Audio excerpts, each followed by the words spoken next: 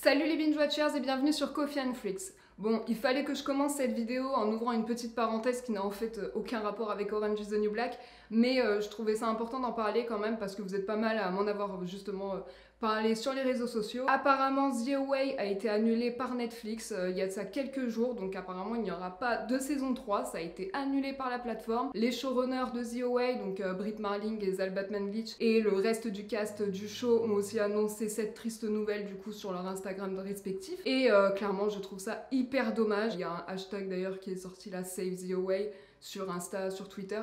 Je sais pas si ça sauvera le show, mais bon, si vous voulez essayer d'aider, ou même il y a une pétition, je crois, sur The Away qui vient d'être mise en place, donc je la laisserai sur la barre d'infos si ça vous intéresse.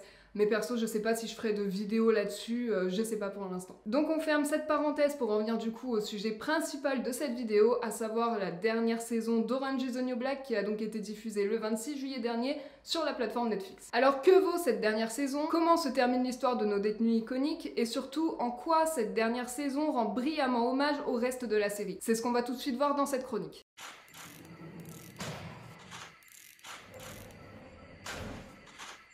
Bon, je ne sais pas pour vous, mais je suis prise d'un petit coup de nostalgie quand je repense au tout début d'Orange is the New Black en 2013. Les contenus originaux en SVOD en étaient encore à leur balbutiement. On ne comprenait pas vraiment où allait nous mener Netflix, cet ancien service de location de DVD. Et d'ailleurs, l'idée de diffuser d'un seul coup une saison entière était à l'époque totalement nouvelle. Netflix eux-mêmes ne savaient pas vraiment où tout ça allait les mener, et je pense que jamais ils n'auraient pu imaginer l'ampleur de ce qui allait arriver. C'est donc en 2013 que Jenji Kohan porte à l'écran une série adaptée de la biographie de Piper Kerman, Orange is the New Black, My Year in a Woman's Prison. Et justement, arrêtons-nous 5 minutes sur cette fameuse Jenji Kohan. Ce que vous ne savez peut-être pas les binges, c'est que Jenji Kohan est probablement la showrunneuse la plus engagée de sa génération. Et vous la connaissez sûrement comme la créatrice de la série Weeds, qui a été diffusée entre 2005 et 2012 sur la chaîne Showtime, et que vous pouvez d'ailleurs retrouver en intégralité sur Netflix. On y découvrait à l'époque le personnage iconique de Nancy Botwin, une jeune maman qui décide de dealer de l'herbe pour subvenir aux besoins de sa famille. Et on pouvait déjà y déceler quelques sujets chers à la créatrice, entre la dénonciation du système d'immigration, du racisme, ainsi qu'une réflexion autour de la criminalité aux États-Unis. Et un peu à la manière d'une Walter White féminine avant l'heure, la sulfureuse Nancy se retrouvait ainsi plongée dans un monde qui lui était jusqu'ici inconnu et qui l'amènera entre autres à côtoyer de dangereux cartels de drogue. Après avoir achevé cette magnifique série que je vous conseille absolument de voir, Jenji Kohan s'attaque alors à la fameuse adaptation de la biographie de Piper Kerman qui deviendra donc pour les besoins du scénario Piper Chapman. Cette plongée dans le combat quotidien des détenus de Litchfield est donc l'occasion rêvée pour la showrunneuse de pouvoir traiter de manière engagée et sans langue de bois les dérives du système judiciaire et carcéral aux États-Unis. Et elle s'attaque aussi plus largement aux inégalités sociales et ethniques. Tout comme dans Weeds, Kohan se fait également le porte-voix de la cause LGBTQ+,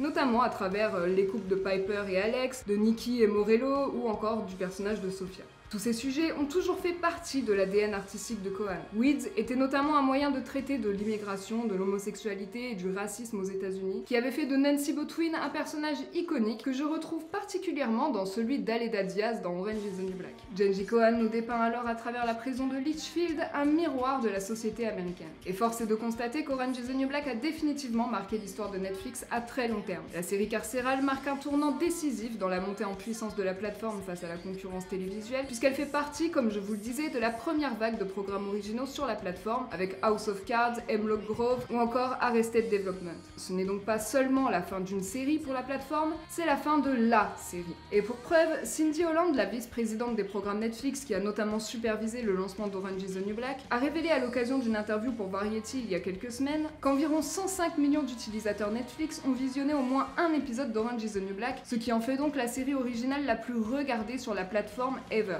Donc oui, c'était une très grosse pression pour la plateforme qui se devait de clore la série comme il se doit. Et franchement, j'ai eu des hauts et des bas avec Orange is the New Black, mais là je dois dire que Jenji Kohan a clairement relevé le challenge haut la main avec cette dernière saison, et j'irais même jusqu'à dire que c'est la meilleure saison de la série. Donc pourquoi? Parce que clairement c'est celle que j'ai trouvée la plus engagée en fait. Je trouve que Jenji Kohan avec cette dernière saison s'est vraiment attaqué à des sujets politiques, sociaux, fort en fait. Elle s'attaque notamment à la politique d'immigration de Donald Trump qui a fait des ravages ces derniers temps et qui est totalement inhumaine et je sais même pas comment on fait aujourd'hui pour traiter des gens de cette manière. On s'attaque aussi à l'impact psychologique que peut avoir l'isolation carcérale sur des détenus. Donc revenons un peu sur tous les événements qu'on a pu voir du coup dans cette saison. La saison 6 s'achevait avec la libération de Chapman. On va donc suivre sa réintégration dans la société qui va s'avérer beaucoup plus compliquée qu'elle ne l'imagine. Puisque Piper doit encore répondre de la justice. Elle doit notamment voir son agent de probation, payer cet agent de probation, faire des tests urinaires et trouver très rapidement un emploi. Mais cette libération va forcer Piper à prendre du recul sur sa vie et se retrouve dans une phase où elle doit décider de qui elle veut être. Elle prend aussi du recul sur sa relation avec Alex qui devient d'ailleurs de plus en plus difficile. La jeune femme va fatalement rencontrer de nouvelles personnes qui lui permettront au passage de se questionner sur son avenir avec Alex mais aussi sur son avenir tout court. Donc j'ai beaucoup aimé cet arc narratif autour de Piper du coup et de sa libération. J'ai trouvé ça très intéressant de voir à quel point ça peut être dur de revenir à la société et à la vie normale du jour au lendemain et de reprendre des repères en fait dans la société qu'on avait totalement perdus. Et il y a bien évidemment sa relation avec Alex qui part totalement en vrille durant toute la saison, elles font que se tromper l'une et l'autre. Piper du coup revient à la vie normale donc c'est vrai que c'est dur pour elle d'entretenir cette relation avec sa femme du coup parce qu'elle s'est mariée avec elle à la fin de la saison 6. Donc oui, j'ai beaucoup aimé cette phase dans laquelle se retrouve Piper dans cette dernière saison. Elle ne sait pas vraiment où elle va, qui elle est et il faut qu'elle réapprenne à se découvrir elle-même en fait sans Alex. On avait appris à la découvrir au tout début quand elle est entrée à Litchfield et elle passait par une phase d'acceptation psychologique d'être en prison en fait et d'être enfermée. Et maintenant on voit un peu cette autre phase psychologique en fait qui consiste à sortir mentalement de Litchfield et d'essayer de se découvrir elle-même sans sa copine, toute seule. C'est ce que j'aime aussi dans les œuvres de Jenji Kohan, c'est qu'il y a toujours cette morale où on peut pas aimer quelqu'un tant qu'on se connaît pas à 100% soi-même. Je trouve que c'est une très bonne morale au final parce que Piper et Alex finissent à la fin ensemble. C'est pour mieux se retrouver au final. Mais du coup passons aux autres arcs narratifs parce qu'il y en a énormément. On a eu aussi le droit à l'introduction d'un nouveau lieu qui est le centre de rétention pour migrants dans lequel est transférée Blanca à la fin de la saison 6. Elle se retrouve dans un endroit qui n'a rien à voir avec les prisons américaines. C'est un endroit où il n'y a aucun droit de l'homme, autant vous le dire directement. Je vais vous en parler après mais ça fait vraiment l'actualité ces centres de rétention aux États-Unis. Donc on se rend très vite compte que c'est un endroit où on te considère comme un criminel alors que tu n'as commis clairement aucun crime si ce n'est celui d'aller aux États-Unis en fait sans papier. Et on voit que ce centre de rétention est du coup supervisé par Polly Conn qui est dirigée par l'ancienne directrice de Litchfield qui s'était fait prendre en otage par les détenus durant la saison 5 je crois. Et on voit très bien la manière dont ils voient les gens qui sont incarcérés dans ce centre en fait clairement. Pour eux c'est juste du bénéfice, de l'argent ce centre de rétention. Ils mettent même en place un tribunal dans le même bâtiment pour que ça coûte moins d'argent. C'est clairement dégueulasse quoi en fait pendant toute la saison.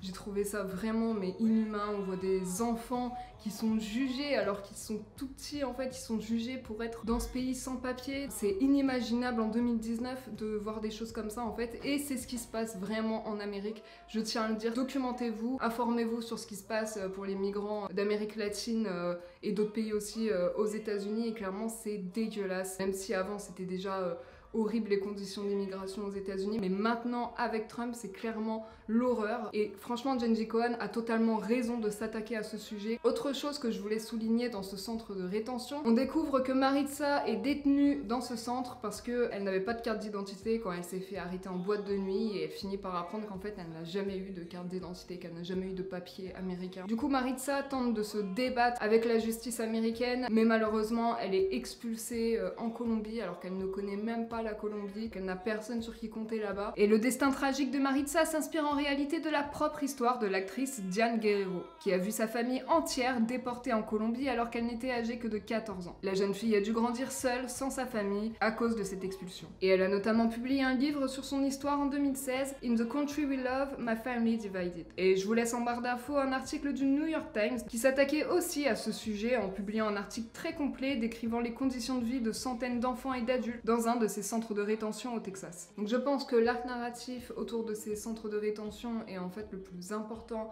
de cette saison 7 parce que c'est un sujet d'actualité très grave qui se passe aujourd'hui même. La saison 7 d'Orange a été diffusée le 26 juillet et le 12 juillet, donc 2 semaines avant à peu près, le vice-président des États-Unis était allé faire un tour dans un de ses centres de rétention au Texas, accompagné de journalistes. Et les deux parties n'ont pas du tout eu le même discours en fait sur le sujet. Le vice-président d'un côté disait que les migrants étaient très bien nourris, qu'on s'occupait très bien d'eux, alors que NBC à côté montrait des centaines d'hommes entassés les uns à côté des autres, qui n'avaient même pas de place pour s'allonger et qui suppliaient une douche qu'ils n'avaient pas eu depuis 40 jours. Donc c'est clairement un sujet très grave. Et oui, franchement, on peut qu'applaudir cet engagement de la part de Jenji Kohan. Et je pense que c'est pour cette raison en fait que c'est ma saison préférée. Bon, revenons un peu sur les autres événements de cette dernière saison. Donc on a pu voir Gloria et Red sortir d'isolement au tout début de la saison 7. Mais malheureusement, Red n'en sort pas indemne puisqu'on lui diagnostique un début de sénilité à cause de l'isolement. Et là, pareil, Jenji Kohan s'attaque à un autre problème de société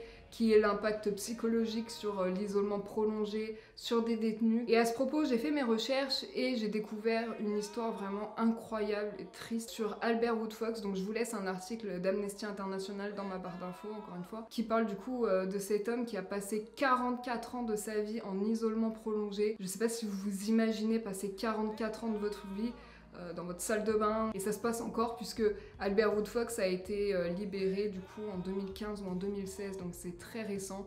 Il est sorti d'isolement prolongé très récemment. Et il n'y avait pas que lui, en fait, il y avait d'autres détenus avec lui qui ont passé l'un 40 ans, je crois, l'autre 36 ans. C'est encore un sujet très dur et un sujet de société dur auquel s'attaque la showrunneuse sans langue de bois. Donc Red se retrouve en Floride avec Morello, qui elle aussi a connu un destin tragique avec son enfant qui est décédé et qui l'a totalement replongée dans ses problèmes mentaux qu'elle avait déjà en tout début de saison. Elle se crée un monde où, du coup, son fils n'est pas décédé, où tout va bien. Pas de happy end non plus pour Nikki qui se retrouve du coup seule, mais au final elle prend le règne un peu de Red, donc du coup c'est un peu la note positive pour Nikki, c'est qu'au final elle devient un peu la maman de la prison comme l'était Red. C'est quand même un beau changement, je trouve, une belle évolution de personnage, parce que faut pas oublier au début que Nikki c'était vraiment la junkie de Litchfield qui vraiment ne pouvait pas se passer de sa drogue et vraiment était à plonger dedans. Et maintenant c'est celle qui tente de faire décrocher les addicts de Litchfield.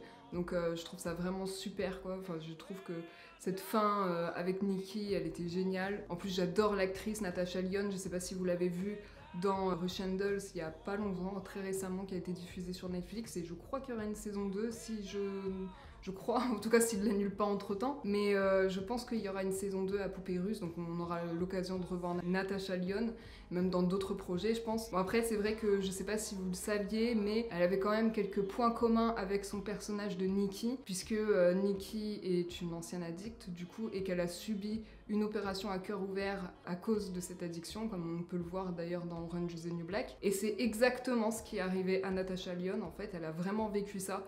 Donc on peut voir qu'il y a quand même une certaine honnêteté de la part de la showrunneuse vis-à-vis d'Orange is the New Black, parce qu'il y a beaucoup de destins croisés entre les actrices et leurs personnages. Bon, je vais pas revenir sur tout, sinon ma vidéo va durer vraiment trop longtemps. Mais du coup, on a pu voir beaucoup de changements à Litchfield, notamment une nouvelle directrice qui est Ward. J'ai trouvé ça génial que Ward prenne la direction de Litchfield. Je pense qu'à travers la direction de Ward, Jenji Kohan essaie de nous montrer un peu sa prison idéale en Amérique. Donc dès son premier jour en tant que directrice, Ward ferme l'isolement prolongé pour les détenus. Ward met en place ensuite plusieurs programmes qui sont basés sur l'écoute, sur le respect, sur le fait de prendre la parole, sur le fait de s'éduquer. Et c'est ce que fait Pensatuki d'ailleurs, puisque elle se met à passer son diplôme, et malheureusement ça se passe très mal puisque avant même qu'elle sache son résultat après avoir passé l'examen, elle fait une overdose et elle décède. Donc là j'ai trouvé que c'était vraiment enfin je pense que tout le monde a trouvé que c'était le moment le plus triste d'Orange is the New Black de cette saison. Mais en même temps, je peux pas en vouloir à Jenji Kohan de vouloir faire une série qui se finit de manière réaliste comme elle a commencé de manière réaliste. Bon, même si bien sûr elle s'est laissé quelques libertés avec le scénario, il faut quand même avouer que la fermeture de cette série est vraiment réaliste. Il n'y a pas de happy end pour tout le monde, ça c'est clair. Tasty reste en prison, même si elle met en place le fond poussé Washington, donc je vais vous parler après. Cindy, elle, est libérée, donc c'est quand même un point positif pour elle parce qu'elle retrouve quand même sa famille. Même si entre temps elle fait quand même face à son karma avec Tasty, mais finalement ça se termine bien pour elle. Donc oui, ça va pas se finir bien pour tout le monde, mais c'est la réalité des choses. Et je pense que la morale de fin d'Orange is the New Black se situe à ce niveau-là en fait. 7. Si vous avez appris à apprécier toute cette mosaïque de destins et de personnages, Cindy, Suzanne, Tasty, Piper, Alex, Nikki, Red, sachez quand même que c'est des gens qui existent vraiment, c'est des destins qui ont vraiment lieu tous les jours en Amérique, en Europe, partout dans le monde. C'est justement ce qu'elle fait Jenji Kohan avec ses œuvres. Elle nous apprend juste à apprécier ce qui nous entoure, à sortir de nos idées préconçues du monde criminel. Je me rappelle que dans Weeds, c'était un peu ça au final. On sortait un peu de ces stéréotypes des cartels de drogue ou des dealers et au final, on apprenait à les connaître vraiment et à apprendre à connaître aussi le contexte de cette criminalité. Pour revenir un peu sur la fin de cette saison 7, on voit que Tasty du coup lance le fonds Poussé Washington qui permettrait du coup aux détenus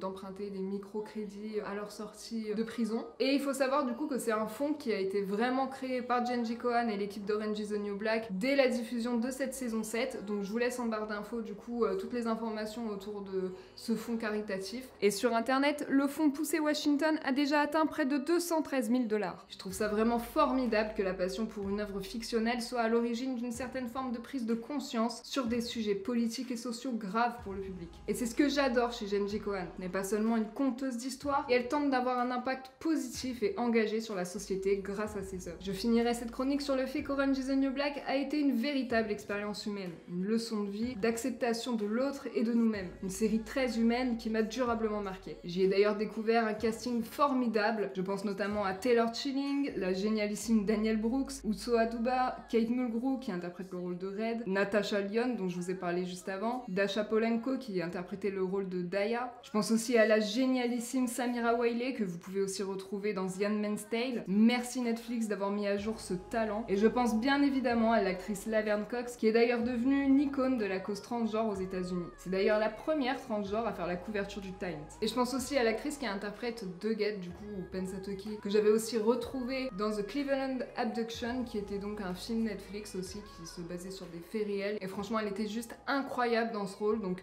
je vous conseille vraiment de regarder The Cleveland Abduction du coup. Ah oui, et avant de se quitter, je voulais vous faire quelques petites recommandations niveau série. Donc si vous aimez bien les séries carcérales, n'hésitez pas à regarder Oz. Donc c'est une série un peu vieille, mais clairement elle est géniale. C'est l'une des meilleures séries carcérales qui puissent exister. Si vous préférez du coup des séries carcérales féminines comme Orange is the New Black, je vous conseille totalement Wentworth, même si les dernières saisons sont un peu bancales je trouve. Les premières étaient incroyables. Et je me rappelle qu'à l'époque, quand les premières saisons de Wentworth sont sorties, ont été diffusées, je l'ai trouvé limite meilleure que les premières saisons d'Orange is the New Black. Maintenant, plus du tout, vraiment. Orange is the New Black, c'est beaucoup mieux terminé que Wentworth, parce que là, Wentworth, ça met du temps à se terminer. Mais vraiment, les premières saisons étaient génialissimes. Donc, c'est juste pour regarder les premières saisons. Vraiment regarder. Après, c'est sûr que la fin, c'est un peu bancal. Pour une série vraiment qui est géniale du début à la fin et qui est carcérale, Vis-a-Vis. Donc, je sais pas si vous connaissez Vis-a-Vis, mais je pense qu'un jour, je vais vous en parler de cette série. Parce qu'elle a été showrunnée par le créateur de La Casa de Papel. Donc, c'est une série espagnole qui a été donc showrunnée par Alex Pina. Et on retrouve des acteurs de La Casa de Papel, notamment l'actrice qui interprète Nairobi, donc Alba Flores,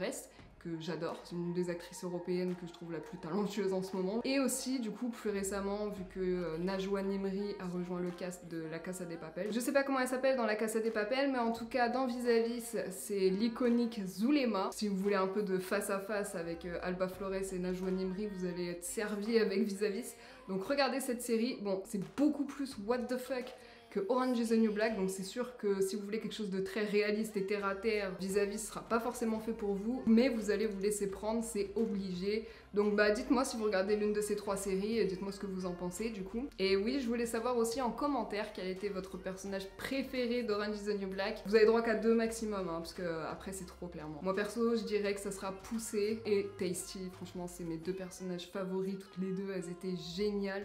Il y avait vraiment une fusion entre elles quand elles étaient ensemble dans les premières saisons qu'il n'y a plus aujourd'hui en fait. Je pense que voilà, c'est clairement mes 2 personnages préférés. Bon, j'espère que vous avez aimé cette petite chronique. C'était un peu plus facecam que scripté comme d'habitude. Mais voilà, je voulais la sortir un peu plus tôt que d'habitude quand même, parce que quand je la scripte et quand je travaille beaucoup dessus comme avec Dark ou The Away, ça prend beaucoup de temps au montage, je peux vous le dire. Et même en préparation, ça prend énormément de temps, vraiment énormément de temps. Donc du coup, je préférais faire un facecam un peu plus à l'arrache. Du coup, c'est sûr qu'il y a des trucs dont j'ai peut-être pas pu parler et dont j'aurais parlé si ça avait été un peu plus scripté, mais bon. J'espère que ça vous a plu en tout cas, n'hésitez pas à vous abonner pour soutenir mon travail et on se retrouve très bientôt avec une nouvelle chronique. Salut!